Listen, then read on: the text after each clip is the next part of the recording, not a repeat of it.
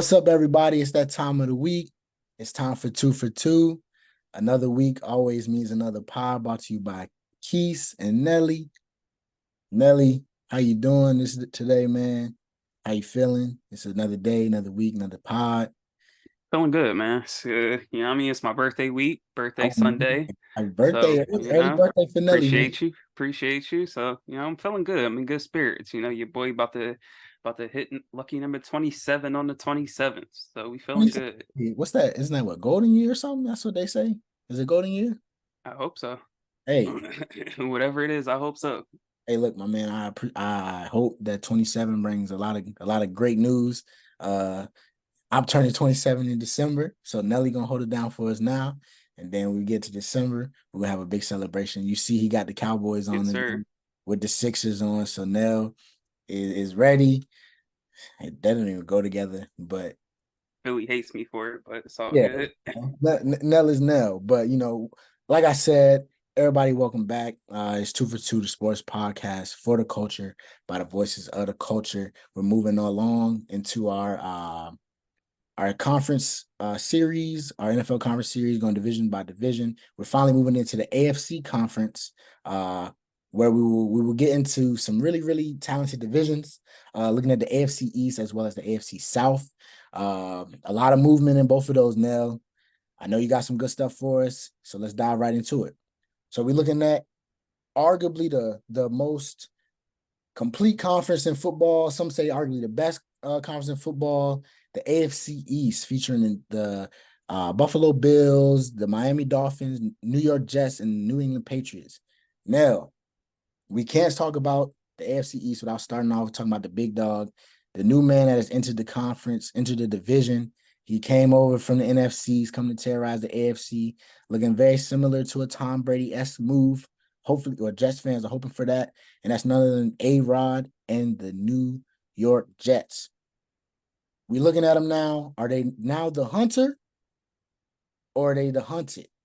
They got the last year, they got Robert Saleh came in. Uh, they started to show some promise. They had both the offensive and defensive rookie of the year in the AFC. You add Aaron Rodgers. So what's the deal now? Tell me something about the Jets. How you feeling?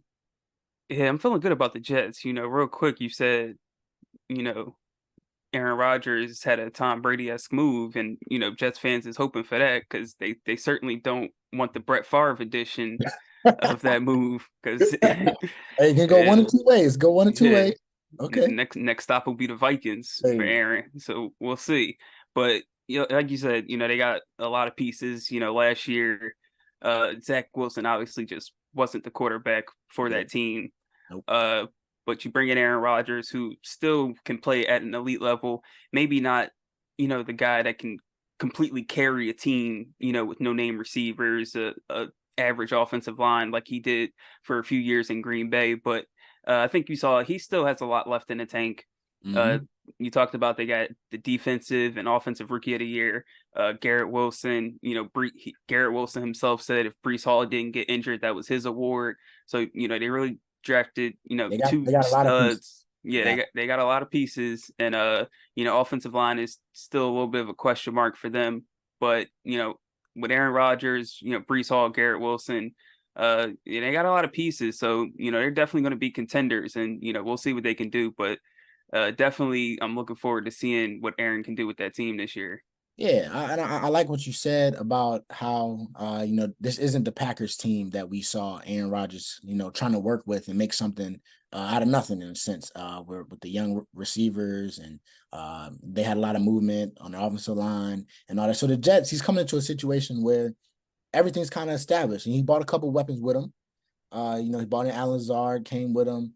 Is Randall Cobb with him as well? Yep, got caught. And Made sure he got his boys with him. wherever Rodgers go, Cobb is right with him. So, but you mentioned the offensive line being probably their biggest weakness going into the year. So, would you say that the Jets are the best team on paper, or is there somebody else? Are we looking at the Bills still? Do you think the Dolphins? Like I said, it's a lot of firepower in this division. So, who do you think is the best team on paper? Yeah, it's kind of tough. I tried to break it down because the Jets definitely all around they got a lot of talent. Defensive line, obviously we know what that secondary can do with Sauce. now you bring in Aaron Rodgers, you got Brees Hall, you added Dalvin Cook, you got Michael Carter. They probably got some of the best running backs, three-headed monster in the league if all those guys stay healthy. You mentioned the receivers he's got to work with. So, they got a really talented team, but part of me still thinks the Bills, I know they went out pretty sad last year, but Sad. Okay. at the end of the day, that team won 13 games, and we're in the thick of things. We thought was a team that could be a Super Bowl contender, beat the Chiefs in the regular season. None of that matters, when you lay an egg in the postseason like that. But, as far as coming into this regular season, I still think, and we'll get into it, I still think the Bills are the team to beat in this division. Yeah, so we looked at, last year the Bills kind of became like that hot team. Everybody was getting behind the Bills. Josh Allen. I'm a big Yeah, it Madden was guy. kind of crazy. I was a little shocked. I was like, Yeah. why And are the Bills getting so much hype? with no real, in a sense, no real, I guess, anything behind it. I mean, the Bills won the division the last 3 seasons, of course. But the division, like we just say, it wasn't what it is now, right? So looking at that, the bet are so you're saying the Bills are the best team on paper. Do you have them winning the division? I think I do. I think Okay, so my I'm still behind the Bills, everybody. If you can, he just said it was came out of nowhere, but he's still rocking with the Bills. Okay, so let me hear why. I gotta hear this one. like I said, they won 13 games last year. Right? Josh Allen, he's still that guy. I think they got a good team. Von Miller can stay healthy. That's Yeah, huge for them. I think their secondary was a little banged up last year, but defensively they're still solid. Still got a solid pass rush. So if Josh Allen plays at his MVP level, and I think he'll cut down on the turnovers a bit this year. yeah, that's a And if big. he can do that, I still think this if they won 13 last year, I don't see why they can't win, 12 or 13 this year. And I think the Jets, Aaron being new and, even though he's got a lot of his guys with him, and that offensive line being a work in progress, I think it might take them a couple of games, Yeah, for him to get in the swing.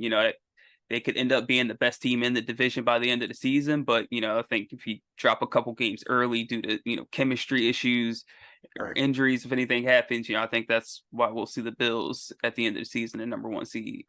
Okay, so I mean, I can't say that I don't agree with the overall synopsis. I mean, I think there were times last season when we looked at the Bills offense and we're like, wow. I mean, shootout after shootout. I mean, you got one of the better And arguably. even all their 3 losses, Yeah, you could where flip a coin they and could they have could have right. won that The other crazy way. Minnesota game. It, Wilden and Justin Jefferson making, any yeah, catch. Justin Jefferson doing that too. I know I have some Bills fans that are friends, and like you touched on when they get to that playoff time, they're a team that we know what they're gonna do, right? We know they can win games. We know they can win shootouts. We know they have talent. Stephon Diggs is still amazing. Josh Allen, crazy arm talent while also being arguably the best running quarterback in the league. I mean, you build your whole offense behind the guy, and then behind them and on the sides, he still has weapons after weapons. Dawson Knox. They drafted the tight end. Dalton Kincaid. Yep, Kincaid out of Utah. I mean, they just kept getting better and better. So this year I think it's got to be put up or shut up for the Bills, right? It's like Hunt it. you're looking at the big dogs in the AFC are the Chiefs, right? And so, but when you look at the Bills roster, as you said, the best team on paper, they should have been on paper better than the Chiefs, right? They should on paper be better than most teams in the AFC. Arguably, should be the best team in the AFC. But we're looking at the AFC East, so we got the Bills, we got the Dolphins, we got the Jets, and the Patriots as well. So, like, is it possible that we get 4 teams in the playoffs out of this division? I mean, Nah, I ain't feeling that. I ain't feeling that. 3. I'll give you 3. Yeah, I'll give you Okay. 3. So I think we're agreeing to Pat to probably the odd team out, right? Yeah, yeah. So, but I think what's crazy is about this division is that not only do we have 3 teams that we can say make the playoffs, but I would say we have 3 Super Bowl contenders. I would say. I mean, you're looking at the Dolphins that have Tyreek Hill. I I mean, don't know if I don't know if I trust Tua that yeah, much, right, but right. And that's exactly what I was going to say. It's going to come down to kind of how Tua plays, how the defense can play. They got weapons on both sides of the ball. I mean, we just talked about the Jets, and you got the Bills. I mean, I could see any of these teams making a run. I mean, you said how the Jets get hot. It's all depends on who gets hot at the right time. And so looking at that, I would say we got about 3 Super Bowl contenders. Mm, I'll go 2 Super Bowl contenders. I And can't which give you wanted Tua to. yet. I can't give Tua that yet. Jalen Ramsey out as well early. That Big could hurt him loss. a little Yep. bit. How does he look coming back off of that? I think that injury really, really it kind of tore up that offseason in a sense for the Dolphins, right? You get them to come in, you got everything that looks good. It's like, wow, they got 2 of the best corners, or arguably the best, uh, 2 of the best corners in the league, and then one gets hurt, right? So looking at X factors for the Dolphins, it outside of Jalen Ramsey, um, outside of Tyreek Hill, you got to say Tua probably the biggest X factor. Yeah, definitely. His health is everything for this team. Obviously, they were like 7-3 or 8-3 last year before he got hurt and had to miss some games. And some guys still put up numbers, but offensively, you could see it was a much different team, not as explosive, finishing off drives. So his health is everything for them. If he stays healthy and he plays as good as he did in those games that he was available for last year, definitely should be in the thick of it, possibly being in there to make a Super Bowl run, because Tyreek Hill and Jalen Waddle, I mean, those two are just a nightmare to try to have the game plan against. Sometimes speed just wins and there's just Right. nothing you can do about it. And that's And to something. have 2 of the Go fastest guys, go ahead. Yeah, I was gonna say, and that's you touched on 2 of the fastest guys in the league, but they're like 2 of the best playmakers. There's a difference in just being fast and then being downright ballers. I mean, you got 2 1,000-yard receivers that also run what 4.2s, 4. You know what I'm saying? Like, Crazy. and I want people to change the narrative about Tua, right? A lot of people, he doesn't have the arm strength. His biggest problem isn't the arm strength. It's what you said, his health, right? When Tua plays, they win. When Tua's job in that offense is to get the ball to those guys that you just talked about. They got speed everywhere. Raheem Mostert, Devin Akane, that he just drafted out of Texas A&M, another speedster. The guys on the outside, they got Gasecki at tight end. His job is it doesn't have to be snap ball, throw it 50 yards down the field to Tyreek Hill. I mean, we saw last year what Tyreek Hill picked up a fumble, reversed field, and took it to the house. Like, when you have natural playmakers like that, it's easy in the sense of you just got to get the ball to him. But guys, I think a lot of people are making it a lot more than it needs to be with Tua, right? I think Tua is in a good place. Like you say, his main thing is his health. And looking at the rest of the quarterbacks in the division, I have a hard time going. When we look at X factors, I have a hard time saying that the biggest X factor for every team isn't the quarterback position. I feel like we haven't talked too much about the Patriots now. Would you say Mac Jones is it has to be Mac Jones's year, right? It's put up or shut up time for him Oh as yeah. well. I mean, this was a guy that, he had a really bad stretch there towards the end of the season, and fans were, calling for the Yeah. backup quarterback to come in. So he was pretty good his first year, made the playoffs. They're always, in the thick of things. They're Right. always a competitive team. They're always got a top 10 defense, but especially last season with Belichick taking over play calling, that offense just wasn't hitting last year.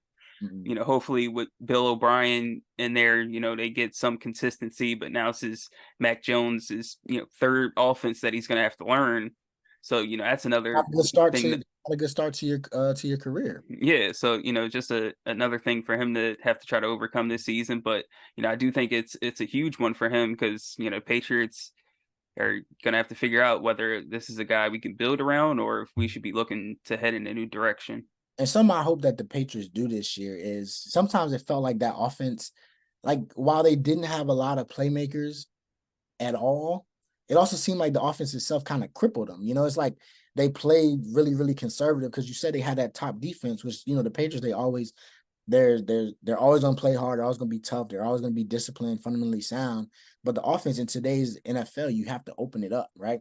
And I felt like Mac Jones, a guy coming from Alabama, where he put up good numbers, he won a lot of games, was a one of, I mean, we know the Alabama quarterback tree, and we'll get into that in just a second, a little bit more, but I feel like they got to open up the offense a little bit more for him. I think, they added Juju Smith-Schuster. They got something, Yeah, it's not they don't it's have a true number one, right. true alpha in the receiver room, but there's some solid guys there, if they And they spread added the ball Zeke. around. They added Yeah, Zeke. run game. I think the run game will be pretty good And I this love year. and I love Ramondre Stevenson as well. And that's why I hope for the Patriots' sake they opened up a little bit more, which gets me to my point about I think aside from the quarterbacks, I definitely think Josh Allen, Tua, Aaron Rodgers got to be the X factors for their teams, right? If Aaron Rodgers is Aaron Rodgers, that Jets team is amazing, right? If Josh Allen cuts down on turnovers, like you said, that Bills team can win the Super Bowl. If Tua Tagovailoa can stay healthy, get the ball out, do his job, the Dolphins can make a run as well. But I think outside of Mac Jones, Bill Belichick is the biggest X factor that's left for the Patriots. This is a Hall of Fame coach, right? But there will always be questions. It'll pose a question. The Bill Belichick versus Tom Brady question right now, Nell, it is leaning that it was more Tom. You know, Definitely and, favoring Brady right now. and we talked about hot seat and all of that. Bill's seat is gonna get a little bit warm, right? He's a Hall of Fame coach, so he's got a long leash. However, without Tom Brady, there hasn't been much to show for it. Granted, they have not had a quarterback pan out to be anywhere close to half of who Tom Brady was as a quarterback in the NFL. But Bill Belichick, if we're gonna consider him one of the top coaches of all time, this year's the year where he has to be able to show that this Patriots team can be more than just okay. Right. I think we acknowledge his greatness because of the fact that they are still okay, but they also do have a lot of pieces. They have a great culture, but can he win games? Can he compete in a division that is about to run away from him? A division that he ran for years. The biggest question is, can Bill Belichick flip the script and make Mac Jones something that when they draft him they thought he would be? Do you think that's something that can happen? You think Bill's not the problem? I mean, what you got? Yeah, like you said about Belichick, uh, can he do it without Brady? And you ask yourself, what's the leash on him? For him being a Hall of Fame coach, winning so many Super Bowls there. At what point do the Patriots, look for a new voice? And you know, is it maybe the fact that he maybe needs an upgrade at the quarterback position, which is the most important position in football? Right. That's why it's such a big year for Mac Jones and the Patriots, because should they be trying to move in a new direction? Because, like I said, they've really got a lot of pieces everywhere else. They still don't have, like we talked about, a true number one receiver, but they got tight ends. They got a solid offensive line. Defense is, always going to be, in the top 10. They've been, top 10 in points or yards allowed in the Yeah. last 11 years. So, Yeah. like, I'm they're saying, always going to be yeah. competitive defensively. Um, but that quarterback position, ever since the exit of Tom Brady, like you say, Mac Jones had a pretty good rookie year. So, hopefully Bill O'Brien can hopefully tap back and, to that person and, Mhm. build off of that. And we'll see what they can do this year. Okay, I'm with you on that. So you talked about it, Mac Jones. We talked about Tua. We're looking at two Alabama quarterbacks, right? In this loaded division. How much do you trust Tua? And how much do you trust Mac Jones? I don't really, there's really nothing for me to trust about Mac Jones right now at this point. He did have some pretty bad games last year, so he's definitely gonna have to prove himself. If he wants that kind of respect and trust out of an organization like the Patriots, who are used to such greatness at that position. And Tua, like we talked about, his biggest thing is health. Mhm. Um, he had a rocky start to his career, but I think last year we saw the potential and what he really can be going forward. So if he can stay healthy, I definitely trust Tua to continue progressing and becoming a great player. Yeah, I think Tua definitely has the opportunity to really move himself. We talk about quarterback tiers, right? He can move himself up a little bit if he can stay healthy. I mean, he has the pieces around him. He's he's a dead-eye accurate quarterback, and it doesn't matter if he can throw it 60, 70, 80 yards like some of the other guys in this division off just a flick of the wrist, but he gets the job done. So, I mean, I trust Tua. I think that he has the potential to really have a great year if he can stay healthy. But I'm gonna be flat out honest with you, it's not a thing I trust about Mac Jones. Uh, ever since the gritty did enough for me. When I saw him try to pull that joint off, uh, Bill O'Brien. I mean, Good he's luck. had he's had a couple different stints in the NFL where I don't know, it just didn't work out. I don't think he's a bad coach, but I don't really know. I think with Mac Jones, how he kind of did last year, and with the fact that, like you said, that not having that number one, and that's not because the Patriots didn't try. I mean, they definitely made a run at some of the guys. They made a run at OBJ. They made a run at Devontae Adams. They made a run at a couple guys. They just didn't get them. I think, but the running game can only take you so far. I think. So I don't trust Mac Jones one bit. One bit, and you said something about tanking for Caleb. Now, I don't think it's possible because of the defense. The culture, it'll be hard to see the Patriots be just pure bad. But I think Yeah, if yeah, I don't see I, it. That would I be think crazy though. it would be if Bill could get Caleb, oh my gosh. I think I'm gonna put him in the should pile, right? If Mac Jones comes out and he's not anything close to his rookie year, I think you guys say it's over with for him. We need to look another direction. You know what I'm saying? We got to look another direction, and they should start tanking for Caleb. So, with that said, what player or even coach? I mean, I'm gonna throw Mac Jones on that list of this list of player under the most pressure. But is there another player? Is there another? We said Bills under a little pressure too. But are there any other teams or coaches, players that you would say are under the most pressure in this division? Oh yeah, Josh Allen for sure Yep. is under a lot of pressure. I mean, the Bills got to help him out as well. Take some pressure off of him. I think that's why he had so many turnovers last year. I mean, Not do too crazy, much. Just trying to do. crazy stat for you. They've only had last season 11 players rush for 70 or more yards in a game, and Josh Allen did that 5 times. So he's just not They got to getting run a the lot of ball. help. Yeah, they got to run the ball more. Hopefully, Damian Harris, signing him that'll help out. They've only had two 100-yard rushers, in the past 2 years, so they've got to take a little bit of pressure off of him, game plan wise. But as far as going out, still haven't got to a Super Bowl yet. He's had a lot of hype last year. Obviously, they were the overwhelming favorite, and to get beat pretty soundly by the Bengals in the divisional round, didn't go well in that organization. So there's a lot of pressure on Josh Allen. We've heard rumbles about whether Stephon Diggs wants to be there long term. So the window is now. These windows don't stay open forever. Hopefully Von Miller can stay healthy, but Josh Allen, it's time for him to answer the call and, do what Joe Burrow has done in, just a short amount of time. Do what Patrick Mahomes has been doing for the last 5, 6 years. It's time for you to take your team to the next level and get to a Super Bowl. It really remind me of a team that you wearing right now, if I'm honest. They look like them Sixers, man. They sound like them Sixers. We're not talking about them boys, all right? I I'm could I I'm was I still was I'm over still in here. recovery. I'm You still in recovery. you were talking, man. I'm just sitting here like cracking up because I'm like, I know Nell gonna be sick. It sounds like James Harden and Joel Embiid. You got an MVP caliber player. You got a good coach, right? You got pieces. Don't get me started. Don't get me Can started. they stay It's a healthy? it's a football preview. All right, my fault, my fault. I'm gonna tone it down. We're gonna get into the Sixers. It's gonna be a lot of smoke on here when NBA season rolls around, folks. I'm just letting y'all know if you don't tune in now, when the NBA season rolls around, Quis and Nelly, we might need to get some security and you're gonna get Walt or something to moderate That's because when the magic gonna happen. it's gonna get real ugly. It's gonna get real ugly in here. But okay, so I'll stay on task. I'll stay on task. So we got Yeah, the you do that.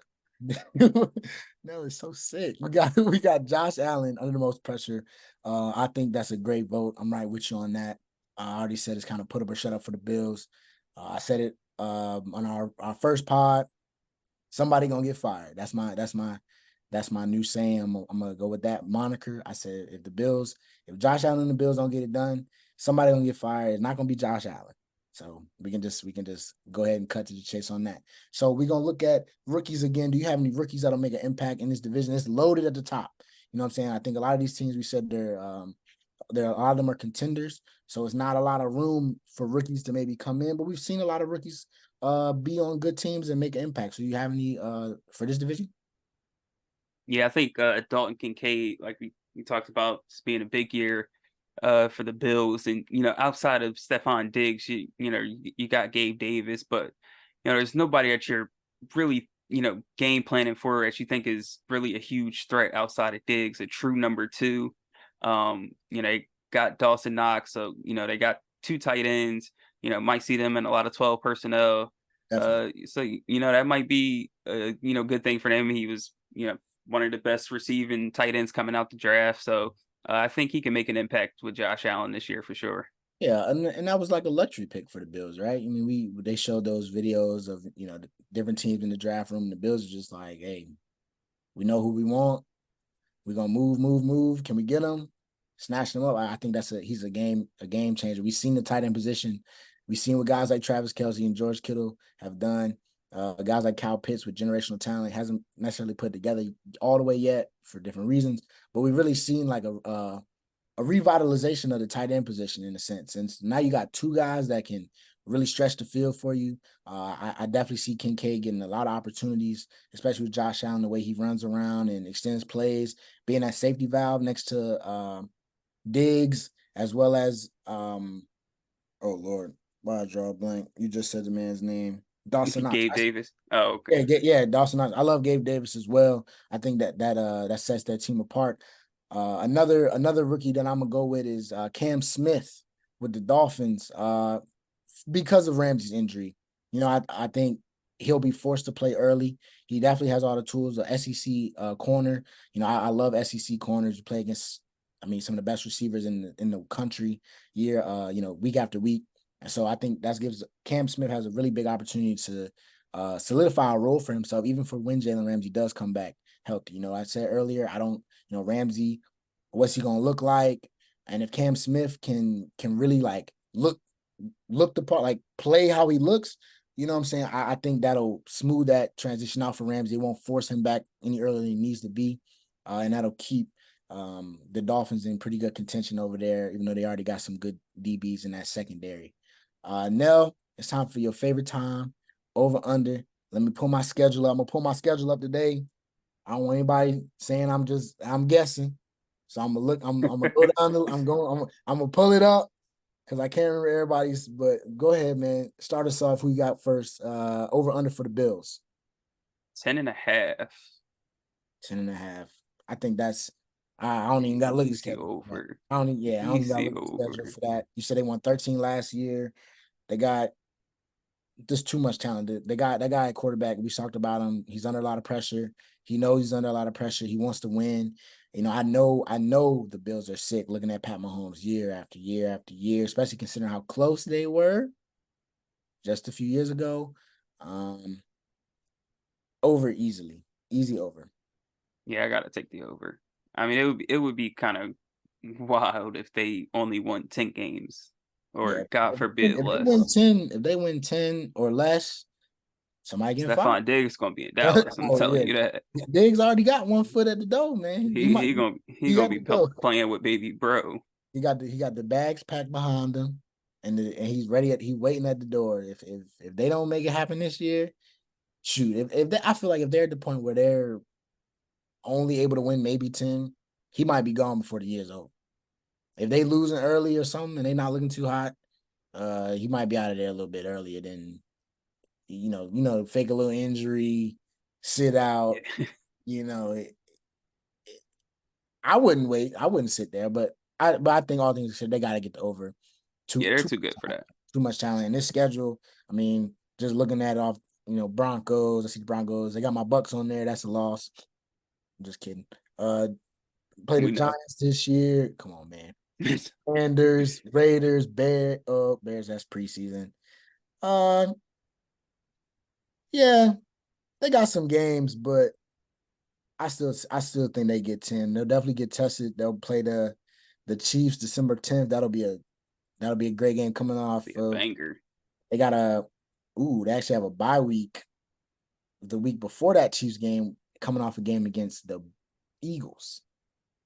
So they're gonna have some games, they're gonna have some battles, but I see at least six winnable ones, like very easily shoe-in wins. And then, we talked about the Patriots. I think they get two off of them. I think at worst they split, with the Jets and the Dolphins at worst. So yeah, definitely easy over there. We got the Jets at 9.5. Ooh, the Jets.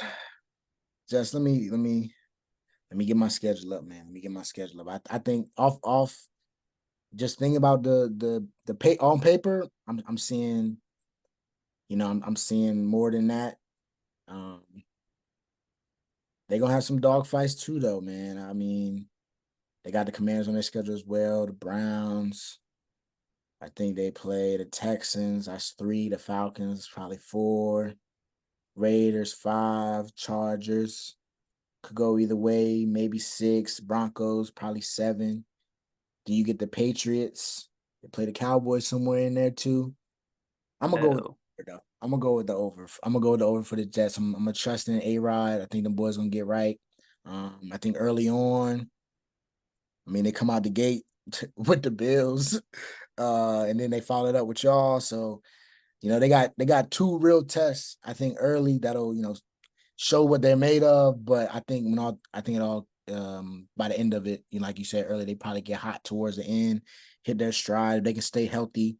They got some real, I'm gonna say some real cupcakes once they get to like December. Out, yeah. Once they get to December, the best team they play the rest of the way is the Dolphins. So I see them going what they got: Falcons, Texans, Dolphins, Commanders, Browns, Patriots, like that right there. Like we talking about making a run, man. Like you rattle them off, you know what I'm saying? You going into the postseason on a 5-6 game win streak? I'm gonna take the over. yeah, definitely. I mean, they won 7 games last year without Zach, without a quarterback. yeah, Like, Zach Wilson and yeah, Mike White, big Mike yeah. White. So as long as everyone stays healthy, you got Aaron Rodgers back there. They should win it. At minimum 11 games, 10 games. Honestly. Yeah. All right. So we got the Dolphins at 9.5. I mean, this division is crazy. And yeah, it's gonna be a lot of somebody not gonna get it. You know what I'm saying? Like that's the reality of the situation. Um, whew, the Dolphins' schedule is pretty favorable. I'm gonna have to go with the over. Just looking here, you said 9.5, right? Yeah. Yeah, I can pick 9. I mean, they start with the Chargers. That'll be a dogfight. Patriots, Broncos. They play the Giants. That'll be an interesting one. Panthers, Philly, the Chiefs, Raiders, Commanders, Titans, Cowboys as well, Ravens. Ooh. How many they get last year? 9. 9. I'm gonna put them on that line again. I'm gonna say 9. So I'm gonna go under. I'm gonna say under. I think they get 9. Okay. Okay. I'm Taking it under. gonna All take an right. under on this one. I think they get 9. They're gonna be right on that line. That's a really good line. That's a really, really good line for them. Uh, but it's just a lot. It's a lot going on in this division. I don't know, man. I want to give them the over, but I'm gonna humbly say under. I think they get 9, but I still think they squeeze in the playoffs and make some noise. Hmm. I ain't gonna lie to you. I'm kind of liking 10. You like Kind of 10? liking. I like them to get 10. Okay. I Like, mean, I'm man, I'm, I'm not mad at 10. Reek and Waddle, they went crazy last year. Yeah, Like I and I said, mean, man. I I mean, also threw two, in two, yeah, two his health is something. If because I can behind get them, 17, if I knew I guaranteed I get 17 games out of two, and I'd take the over. okay, But okay. I'm not. I mean, I'm not. Risky one. Yeah, it's I'm that's a tough line. for the That's a sake tough. of choosing, I'm gonna take the over. I'm gonna say they get 10 wins. Okay, 10 wins for the Dolphins. Hey, I hope so. 10-7 should be easy money Yeah, I mean 10 to if all 7. goes right. If not, somebody gonna get fired. Tell me. See, we're gonna see. Who we got The last? bottom feeders of this here Yeah. division. My boy Justice. Patriots 7.5. That's generous, Bill. Starting off the year, Philly, Dolphins, Jets. That's like 0-3. Cowboys, maybe 4. Saints. Gotta see how they looking. Maybe 1. I'm feeling, Raiders. I'm feeling that under. Raiders, maybe 1. You got the Bills, Dolphins again. You got the Commanders. That's what, 2 wins. Let's say Colts 3. Giants. I don't got them beating the Giants. I don't got them beating the Chargers. Somebody gotta go under. Yeah, big under. They might get 4 if they're lucky. If they're lucky, man. I think they. You said 7. Whew, I'm no Yeah. better man. I'm no better man. But if I was, I'd definitely take that under in a heartbeat. Yeah, I'm rocking with the under. It's got. I mean, somebody got to I do don't it. got Like you that said. much faith in Mac Jones. Like, yeah, Mac. but And I think even at their best, man, they just like that division's loaded, bro. You know that I don't. They'll beat somebody. We'll see how. I mean, Bill's gonna will them to something, and somebody. yeah, they definitely gonna work their magic. But Yeah, but I could see him getting that 5, maybe 6, but over 7, no chance. yeah, I'm in like the 6 to 7 range. Yeah, no shot, no shot. So the AFC East is a good one. Gonna be a lot of bangers, a lot of really good talent in that division. We're gonna wrap that one up and move on to another division that I really, really like. Another division that's got a lot of moving Why parts. is that? I mean, it's just a lot of young talent coming into the AFC. Okay. You know, it's got a lot of young talent. You got what, 3 rookie quarterbacks that got drafted this year into this division. 2 of them are going to be guaranteed starters. We'll have to wait to see when Will Levis gets a chance, if he gets a chance. But my favorite team to look at and who I'm going to talk about first is actually the Jacksonville Jaguars, the team that did not have to draft a quarterback. Can they take the next step? We saw them last year, man. They really put the world on notice. You know, Trevor Lawrence, Travis Etienne, with Doug P. You know what I'm saying? They added a guy, Calvin Ridley. Are the Jags a legitimate contender in the AFC this year now? I'm not feeling it. Not I feeling ain't, I ain't feeling it. I okay. mean, look, it took the Titans collapse last season for them to win that division. I mean, no disrespect to the Jags, definitely deserve credit. Trevor Lawrence was incredible towards the end of that season, had a crazy comeback win against my Cowboys that frustrated the hell out of me. Oh yeah. Competitive against the Chiefs in the divisional round. Obviously, the crazy comeback and the wild card against the Oh, Chargers. that dog Patty had to take care of him. Yeah, as always, that's Yeah. just what he do. But The Grim Reaper, as Tim like to call him, the Grim Reaper. yeah, but Trevor played great towards the end of the season. 15 touchdowns, 2 interceptions. His last like 9 games of the season last year. I really like them adding Calvin Ridley. If he can, get back to the way he was playing 2 years ago. Obviously, he was suspended last year, and then he was hurt a lot the year before that. He had his last fully healthy season. He had over 1,300 yards, 9 touchdowns. He had at least 7 touchdowns his first 3 seasons. So, he's a big time playmaker when healthy. And if he can get back to that form that he was his first 3 seasons, that's definitely you're giving Trevor Lawrence a true number one. I mean, Christian Kirk was, really good last year. I had him in my fantasy, so I was happy to have him. Ingram, stepped up last year as at the tight end spot, got him a good contract. So you throw Calvin Ridley in there, and if he comes in, he can be that true number one for them. That just takes their offense to another level. And it was already, Trevor Lawrence already had it as a top 10 offense last year. So now you add a true number one receiver on the outside to take the pressure off of the other guys. I definitely like where their offense is headed, but defensively, I think there's still some question marks about this team. They're a couple pieces. They're a couple Yeah, pieces. offensive line still has some issues to work out.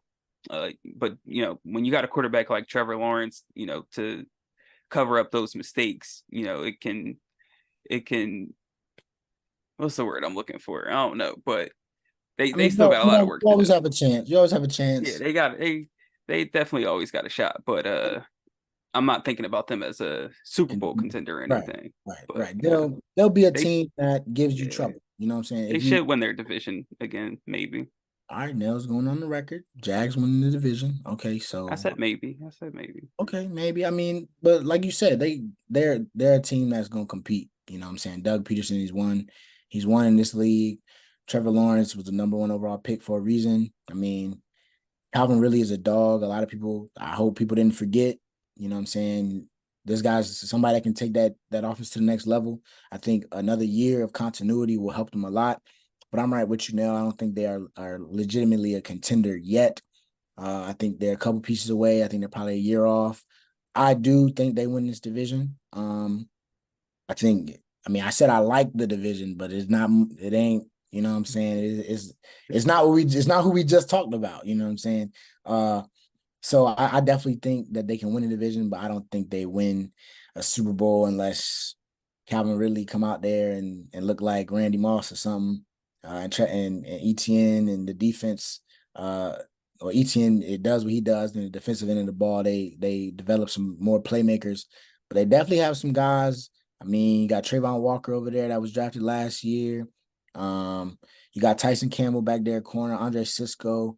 They got some young pieces, but can they really develop into that contender? That'll be what we're looking to see this year.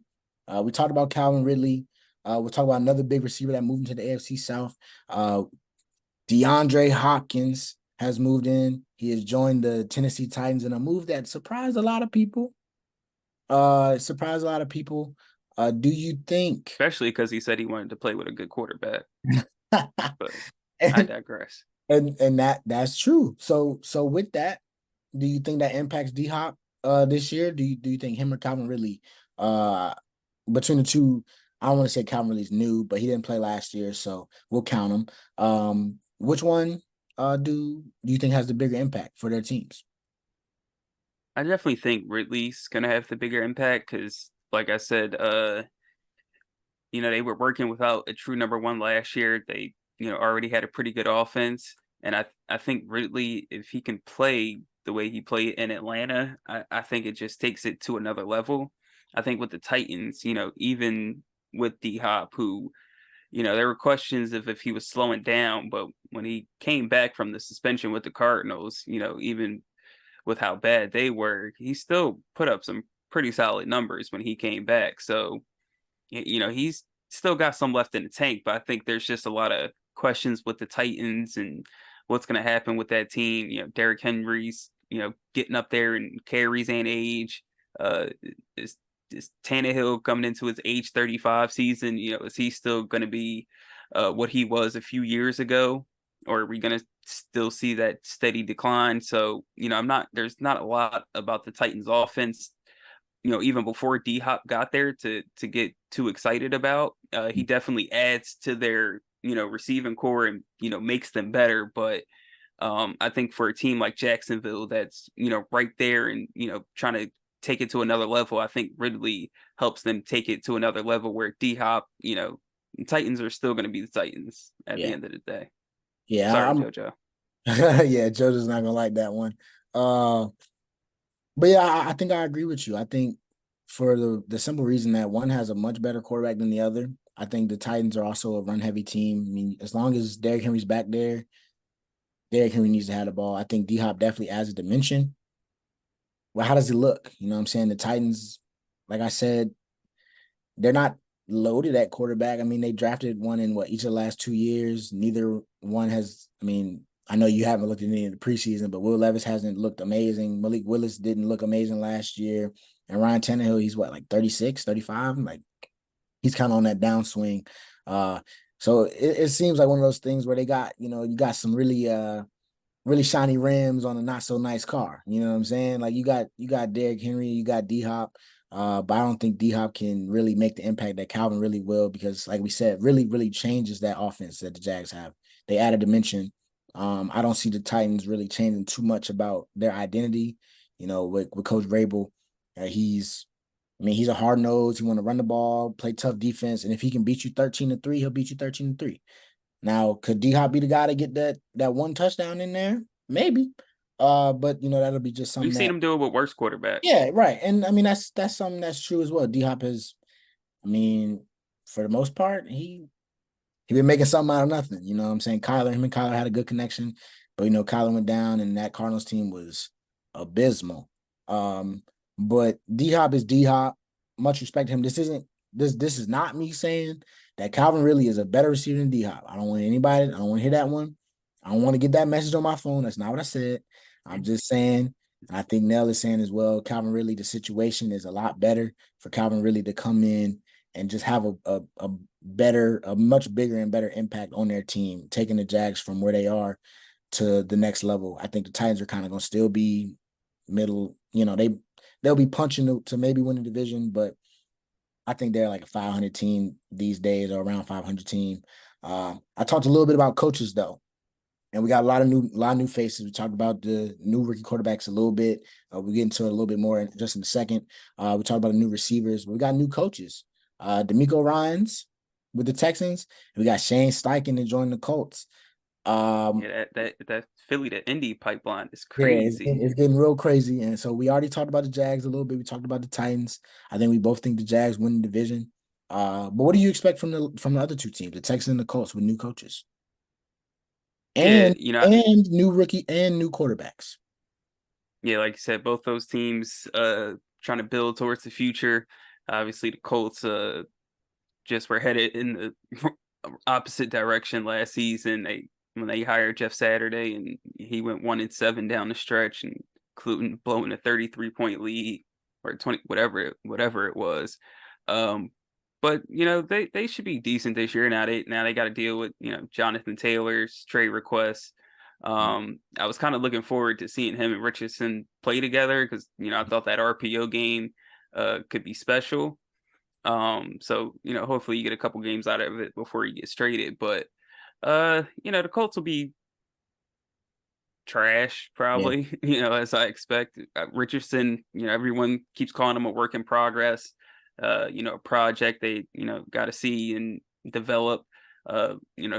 They got Michael Pittman Jr., but it's really the only threat on yeah. their offense. Offensive line is still solid. Like I said, if Jonathan Taylor, if they end up keeping him, it's going to be a run heavy team for sure. They were last in points last year, so the offense is definitely a work in progress, and Richardson isn't going to come in and save the season, in his first year. Yep. So I don't expect them to be good, but they're building something, and we'll see where it goes towards the end of the year. As far as the Texans, I do like a lot of what they did this offseason.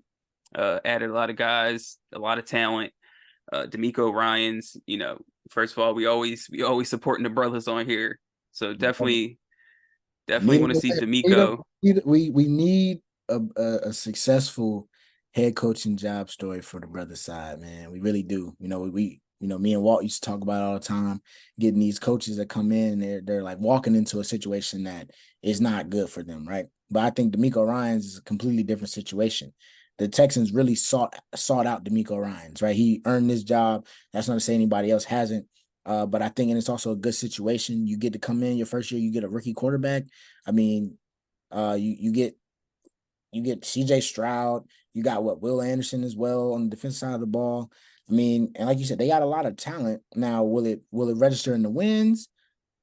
We don't know, but the Texans should be a lot better on paper. Well, they are a lot better on paper, and they should be a lot better or a lot more competitive moving forward as they continue to build this team. I just hope that the Texans really give D'Amico Ryan some time because that's all they need. I think they got a lot of really nice young pieces over there. They got John Mechie's healthy.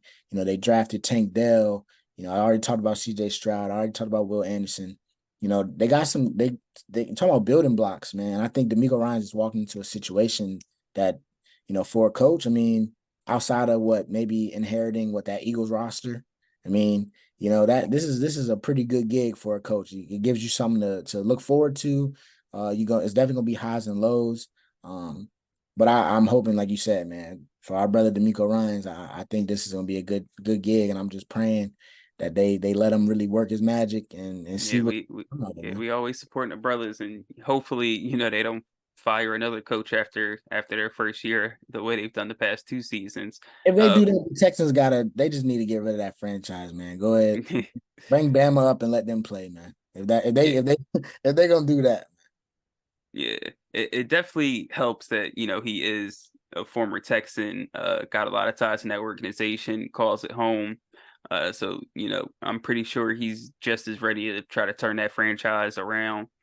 And like you said, they got a lot of building blocks there. They record won't be great this year for sure, but they'll be a much improved football team. yeah, it's a win-win situation, I think, for the Texans and D'Amico Ryans. I mean, match made in heaven almost. You talked a little bit about Jonathan Taylor. I don't want to let that slip. Uh, we just saw this week that the trade request is official. Jonathan Taylor has requested, or he has been given the opportunity to seek a trade. If you were the Colts, I'm not saying what will the Colts do. If you were the Colts, I think I already kind of know where you're leaning. But what would you do with the Jonathan Taylor situation? Would you keep him? Would you just be like, hey, you either gonna play or you just gonna sit on the roster, or would you move him? And if you move him, let me give me like one team that you think would be a good fit for him. Well, I mean, I think I would move him. It seems like the bridge is burned between the organization and Jonathan Taylor. Obviously, uh, we've talked a lot about the running backs and how they've been devalued, kind of. And obviously, he wants a new contract. Uh, but I think it's a weird situation because it's going to be pretty tough to move him. Obviously, health is a concern with him. He's coming off of ankle surgery.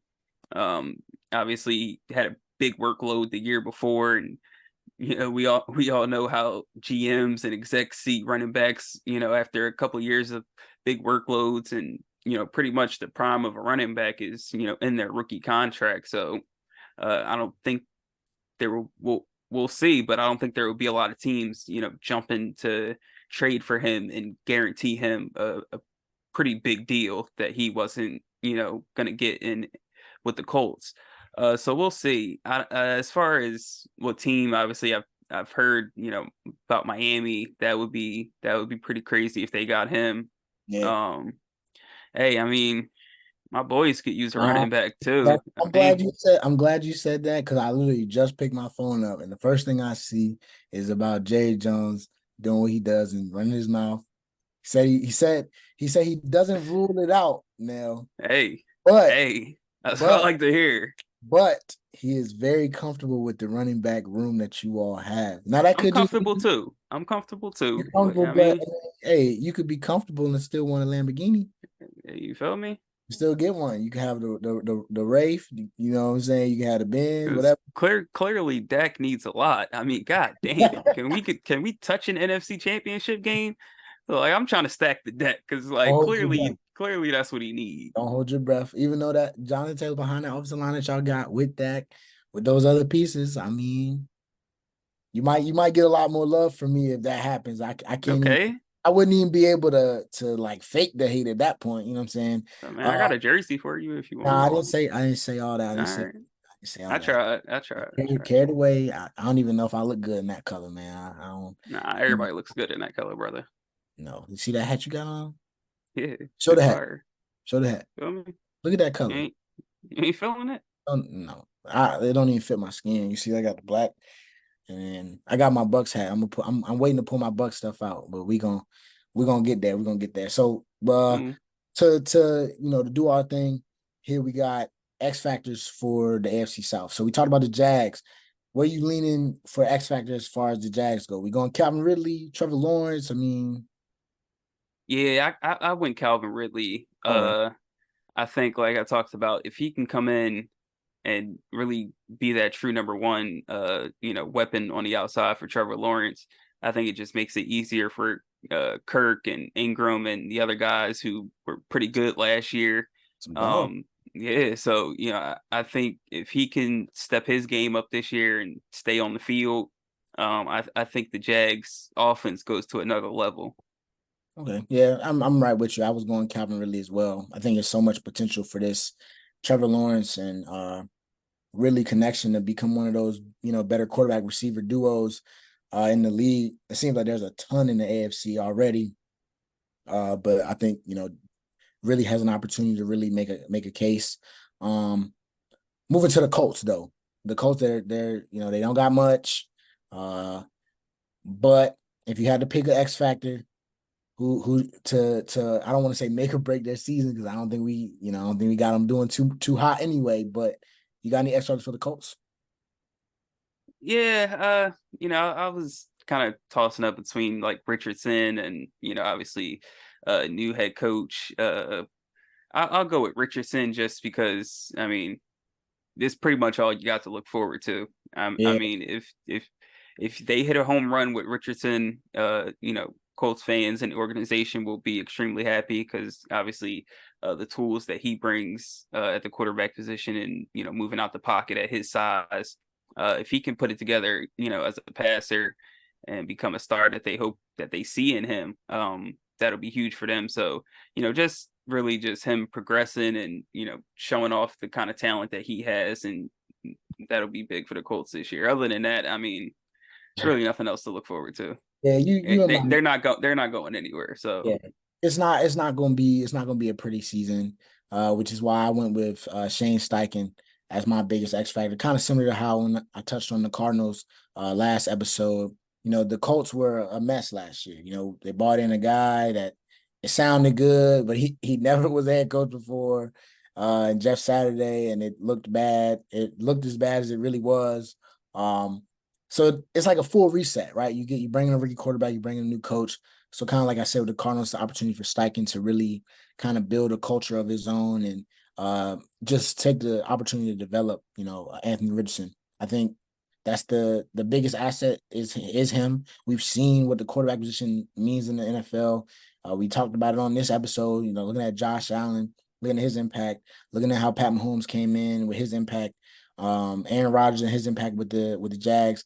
I mean, not with the Jets. So it's opportunity, and I think if Shane Steichen can really just keep this team together, I think have the understanding that right now, we plan for something more than just to go to a playoff because that's just not in that's not in your future, that's not in your sights this year. But if he can do what he needs to do and develop an offense, develop his quarterback, I think that'll set them up to have a little bit more success um, moving forward. So I'm right, which I was leaning at one point. I was leaning the offensive line to kind of like just to say the whole protect him and Jonathan Taylor situation, but uh, I think Steichen and Richardson are definitely the two biggest X factors for the Indianapolis Colts. You got anybody for the Houston Texans? yeah, Texans. I went with Stingley. Derek Stingley. Uh, I thought he was the first cornerback drafted last year, and obviously we saw what Sauce did his first year. Stingley had kind of an up and down year. Definitely not, obviously not as good as Sauce Gardner, but I think it'll be pretty important to see what kind of progressions he made this year. They added a lot of talent to that defense, which was just awful last year.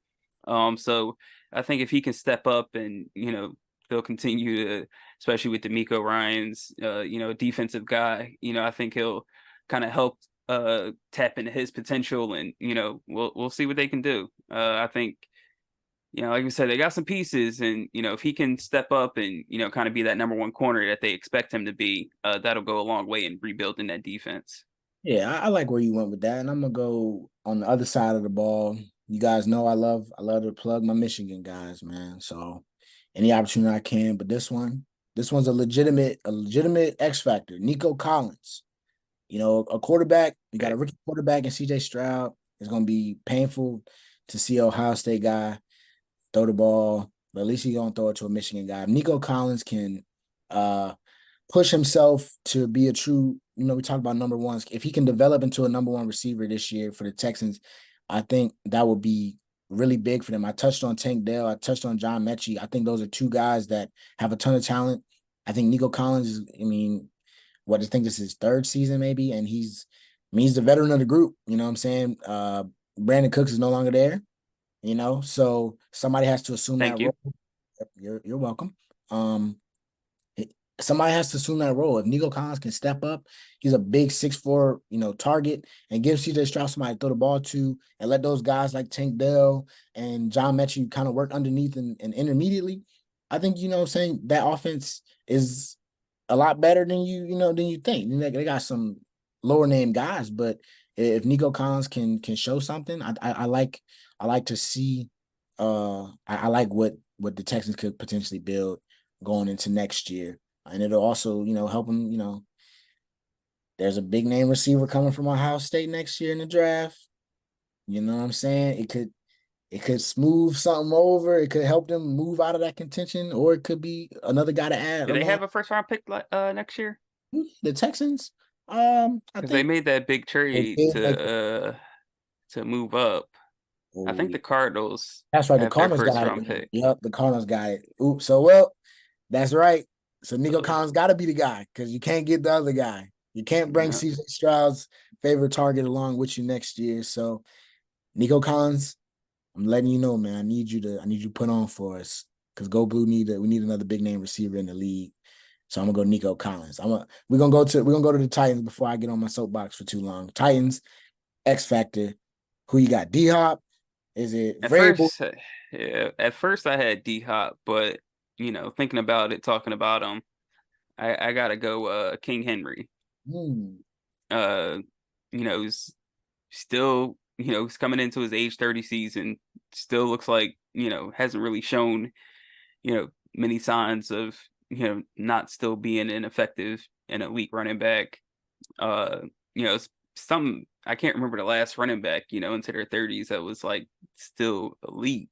Yeah. Uh, so it'll be something to look out for this year. See if he's can still be King Henry, or if he's you know just kind of normal now. Because I think that's pretty much the only way. Obviously, we've seen him pretty much literally carry the Yeah. Titans into the playoffs the last couple of years.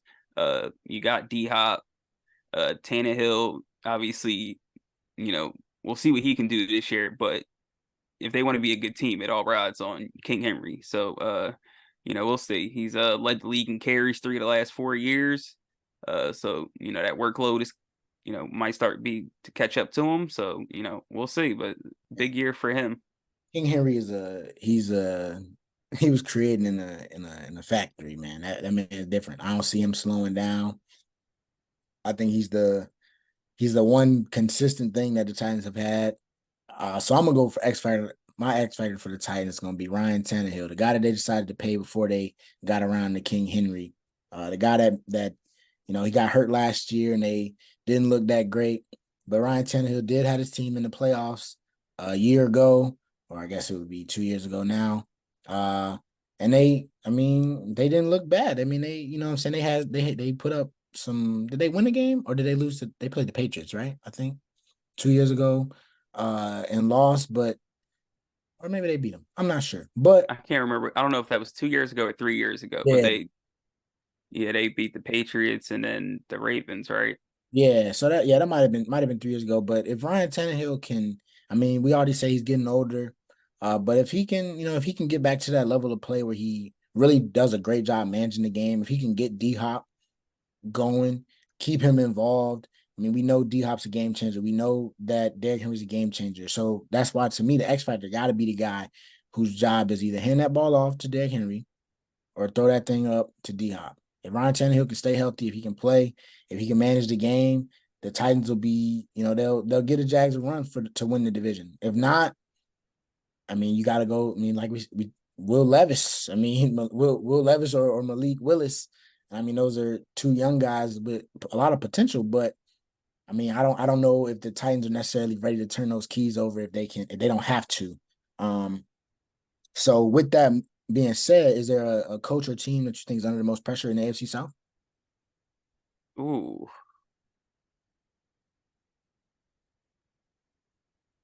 and you can tell I didn't think about this one. I don't know. I mean, it might not be. That like this division is kind of, to me, it is. It kind of is what it is, right? The Texans know where they are. The Colts kind of know where they are, and the Got two Jags new and the coaches. Right. You know, two new coaches. You got two new rookie quarterbacks. The Texans and the Colts, they chalking the year. You know what I'm saying? This year, we just, hey, we're gonna go out there. We just here. We trying to develop something. You know, we working on something. It's you get what 17 weeks of practice for the next season. You know, I'll that's not say I'll say the Jags just because they gotta do what they did last year. They have to now, right? they got to. Yeah. And then you got to strike while Trevor's still on that rookie contract. Sooner or later, You seen that? he's going to command an extension that maybe it'll This reset world. the market, or it'll be up there with the highest paid QBs in the league, and that's a lot of money to pay to just one player, and obviously they've got some pretty good pieces around him now. So it's easier to do when you got a quarterback with his kind of talent on a rookie contract playing as well. So if anyone's got some pressure, I guess it's Jacksonville. I Yeah. mean, Tannehill is probably Tannehill's last season, Yeah. starting unless he goes on a deep playoff run. So I guess you could say he's under a lot of pressure too, with like you said, not one but two young guys behind him. Obviously, they must not have liked too much of Malik Willis last Right, year, right. that they went out and drafted Will in the second round. So we'll see what happens with that situation. Yeah, I'm not. I like that. I like the direction that you went there. I'm not mad at it at all. We talked about the rookie quarterbacks in this division. Is there any rookies outside of the quarterback position that you have or that you see making an impact this year? Uh None that I can think of. Yeah, You're more of the yeah, I know. I know. Nell, college football expert than me. Obviously, Will Anderson Anderson. looks like a monster in preseason. So that's going to be a big bonus to Houston's defense as well. Excited to see what he can do. Yeah, Um, so yeah, I'm gonna show some love to the Colts. I'm gonna go with Josh Downs as well to that list. We talked about, you touched on Michael Pittman Jr. being the most established receiver that they have over there in Indy. I think Josh Downs out of UNC. I mean, he looked good. At last year, I mean, UNC had a crazy offense. I think it was what, third round pick or maybe third or fourth round pick. But I have a really good feeling about Josh Downs. I think him and Anthony Richardson have a real opportunity to grow together. But I'm right with you as well with Will Anderson. I talked about Tank Dell. I think he'll play a lot as well. I don't know too much about Will Levis and his impact this year. At the quarterback position for the Titans, you talked about that last year for Tannehill, but I think Will Anderson, Tank Dell, and Josh Downs, those are three guys that I will most certainly be paying a lot of attention to, especially considering, like, I mean, their teams might not be playing for much, but they're going to put some good things on tape. And like you said, building blocks. I think those are three guys that can really be some building blocks for their two teams. Now your favorite time, Neil. Over under. I mean, I feel like it's gonna be a lot of under in this AFC gotta South. see what the numbers looking Oh like yeah, yeah. You first. gotta Hey, maybe crush they the know numbers. something we don't. Crush the numbers, man, and then let me know. Let me know. All I'm right, gonna man. pull up my schedules right now. I'm gonna go All ahead and right. I'm gonna pull up the Jags. No, we do the Colts first. I'm gonna pull up the Colts schedule. We'll do the Colts first. All right. Which Starting low, starting low, starting at the yep, bottom. yep, we're gonna go bottom to the top. All right. 6.5. No. Yeah. Six uh, and a half is crazy when they only won 4 games last year. I don't know who crunched them numbers, man. Uh, it's just not. Yo, It's just 6 and 7 wins, bro. I mean, starting it's with the crazy. Jags, nah. Toss up with the Texans, Ravens, nah. Rams. By then Matt Stafford's elbow will be all right still. Nah. Titans, nah. Jags, nope. Browns, nope. Saints, nope. Panthers, toss up. Patriots, probably not. Buccaneers, don't even think about it. Titans, nope. Bengals, nope. Steelers, Falcons, toss up. Raiders, we'll see where they at that point in the year. And then they end with the Colts again. I mean, what's that, 4? If they lucky? Yeah, no, They six, lucky. 6.5 is crazy. Crazy, crazy, crazy. I don't care how good they think Jonathan Taylor is. he ain't on that roster no more now. So I know that number's gonna probably shift or needs to shift. But even with him on that roster, I don't see them getting 7 wins. Big time under. Big time under. All right, I think you're gonna have a big time under on this one too.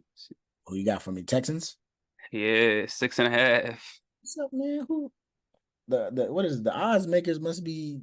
They must love CJ. I mean, nah, it's that's not gonna happen again. I mean, you gotta think these teams are playing generally the same schedules, being in the same division. And the Texans got the Jets on their schedule as well.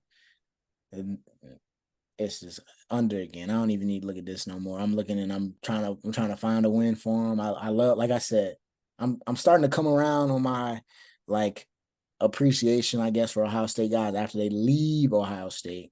But I do like CJ Stroud as a prospect. I do like Will Anderson. I do love D'Amico Ryans. And like I said, we want to see our brother succeed.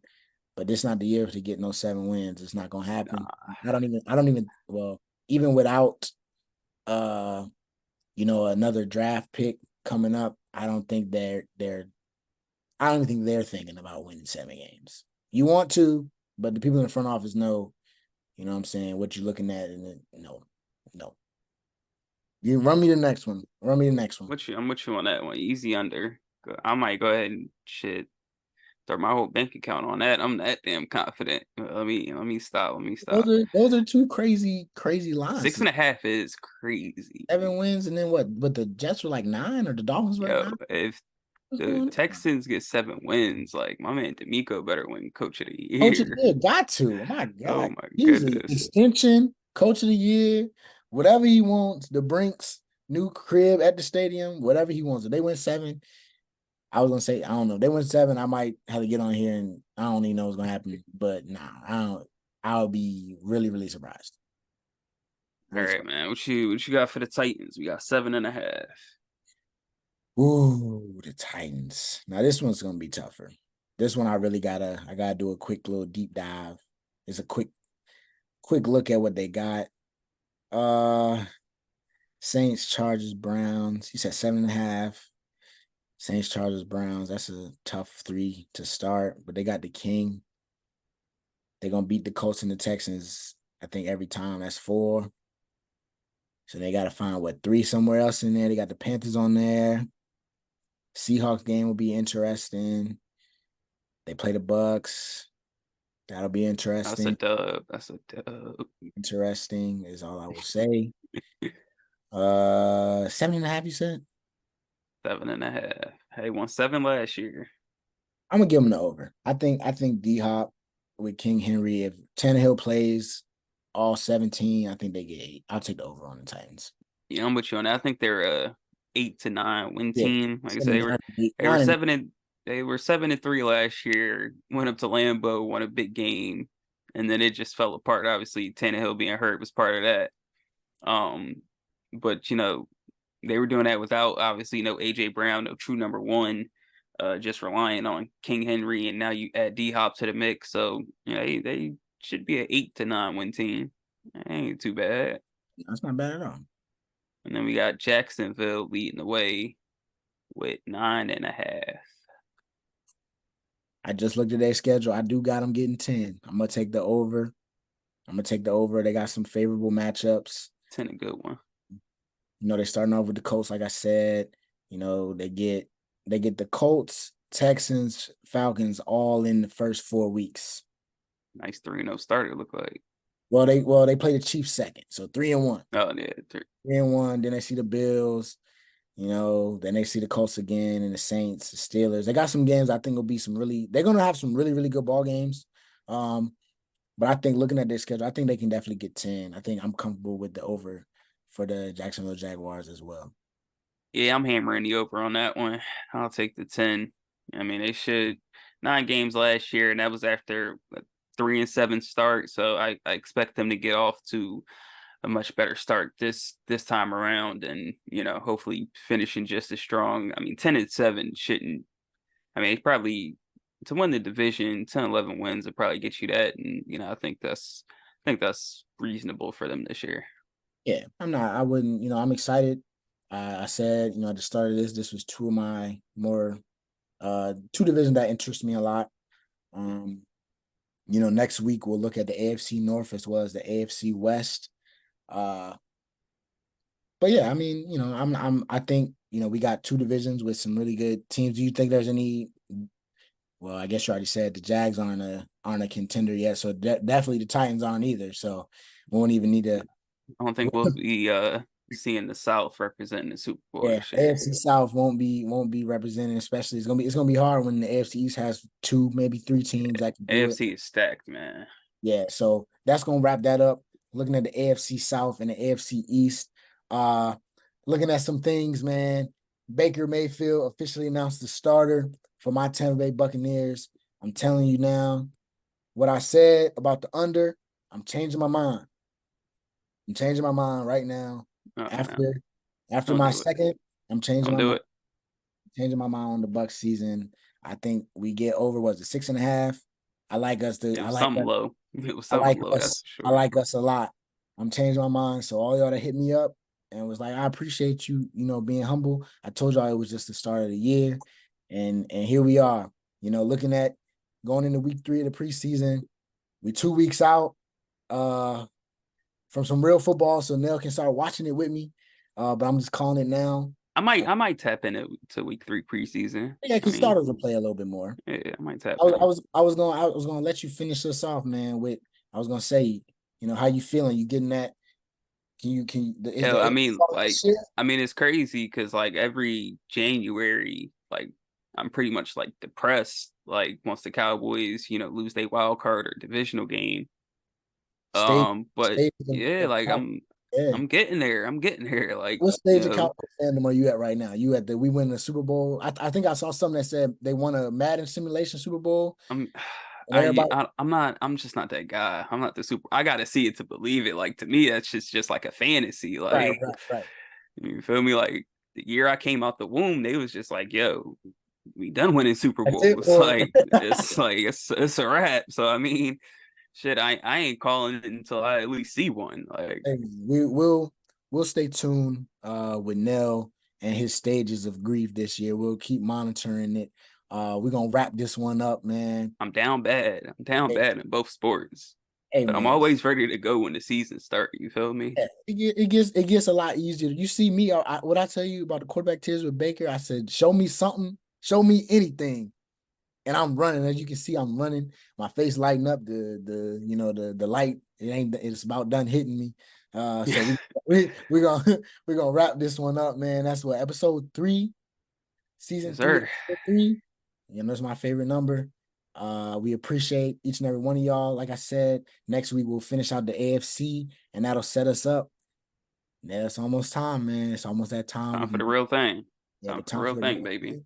We're gonna make sure we do our Super Bowl predictions, conference predictions, maybe some awards. Yeah, we'll get that episode. That'll be a special episode for you all right before the season starts, so y'all can see. I hope y'all keeping track of our predictions. I told y'all this year we tracking all of that. So I know y'all hold us accountable. You always do. I'm gonna be around 100%, so it's all good. Listen, he already said my Bucks going under, so that's one L for him. But like I said, I already put 500 on it. And 500 on the Bucks under, easy money. Just gave me a birthday present for all that. Now, Hey man, speaking of birthdays, everybody wish my guy Nell a happy birthday on the socials, man. Remember, follow us at 2for2 Pod on Twitter, Instagram, all of that. We appreciate y'all listening on whatever streaming platform that you're on. Always staying solid. We got a lot more content coming, and we just getting started. So like I said, Quis, Nell, episode 3, season 3. We out. Peace. Yeah.